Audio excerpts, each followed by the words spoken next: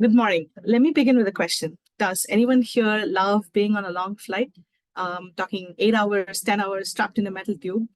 I didn't think so. But today, if you want to take a flight from New York to London, that'll be 8 hours, which is long. And if you're an international student like me, trying to go home to see your parents in India, let me tell you, that is just the beginning of all your problems.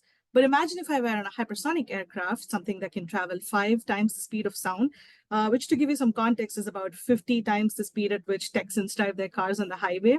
Well, that is fast. And technically, if that were a reality, we could zap around the country before our 3MT judges make their minds up regarding the winners. So as you can see, naturally, this is not just a fascinating research problem, but a personal problem I'm very determined to solve. To make this a reality, however, we need to unlock some key insights regarding how the flow is behaving around these vehicles. And since hypersonic environments are inherently complex, there's high pressures, high temperatures, gases being ionized, making measurements gets really difficult. And the only way to get actual data and what's happening in real time is to go out there and fly missiles in real time, which if you're watching too much cable TV these days, they'll tell you that it's something only Russia and China can do.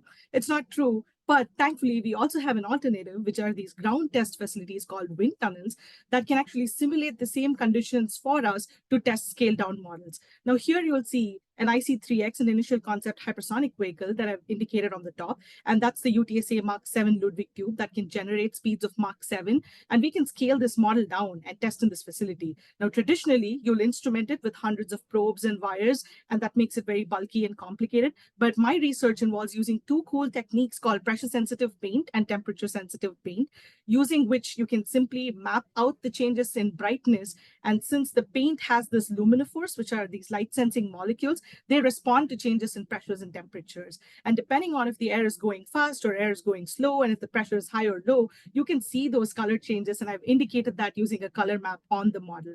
Now, what am I doing in conclusion? Well, I'm not just here playing with glow-in-the-dark models, but I am collecting valuable test data that I can offer to machine learning scientists and computational modelists who can take this and build models that can predict the forces acting along the vehicle, build better trajectories, and hopefully build a hypersonic vehicle that can finally get me home sooner. Thank you so much for listening to me.